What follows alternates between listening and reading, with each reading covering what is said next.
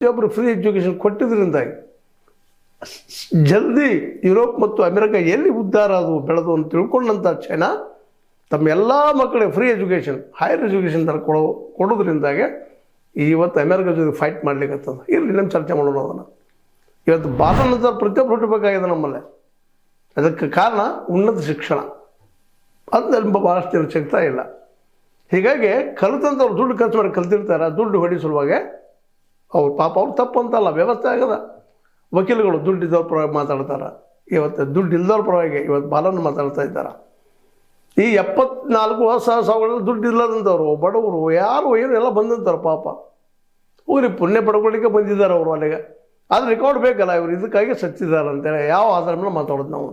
ಅದನ್ನು ಮಾಡಬೇಕಾದವರು ಯಾರು ಅನ್ನೋ ಸಹಿತ ನಮ್ಮಲ್ಲಿ ತಿಳುವಳಿಕೆ ಇಲ್ಲ. ಅದು ಮಾಡಬೇಕಾದವರು ಒಂದು ಡಾಕ್ಟರ್ಸು, ಅಲ್ಲಿ ಪರಿಸರ ನೋಡಿಕೊಂಡು ತಹಶೀಲ್ದಾರು ಯಾಕೆ ಇವರು ಆದ್ರಪ್ಪ ಏನು ಸೂಸೈಡ್ ಆಗಿದನೋ, ಹತ್ಯೆ ಆಗಿದನೋ, ಏನಾಗಿದೆ, ಯಾರು ಕೊಲೆ ಮಾಡಿದರೋ, ಎಂಥ ಒಂದು ಜಘನ್ಯ ಅಪರಾಧ ಆಯಿತು. ಸೌಜನ್ಯಾಳ ಮೇಲೆ, ವೇದವಲ್ಲಿಯ ಮೇಲೆ, ಪದ್ಮಲತಾರ ಮೇಲೆ, ಆನಿಮಾವತನ ಮೇಲೆ, ಅವ್ರ ತಂಗಿ ಮೇಲೆ ಇವತ್ತಿನ ಇವರು ಯಾರು ಅಂತ ಗೊತ್ತಾಗ್ತಾ ಇಲ್ಲ.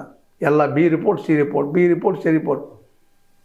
ಈ ನಮ್ಮ ಪೊಲೀಸ್ ವ್ಯವಸ್ಥೆ, ಈ ನಮ್ಮ ವೈದ್ಯಕೀಯ ವ್ಯವಸ್ಥೆ, ಕಲಿತಂಥ ವೈದ್ಯಕೀಯ ಕಲಿತಂಥವ್ರು ಭಾಳ ಕಡಿಮೆ ಜನ.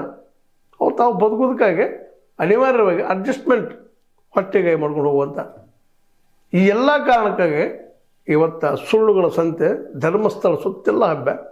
ಧರ್ಮವನ್ನು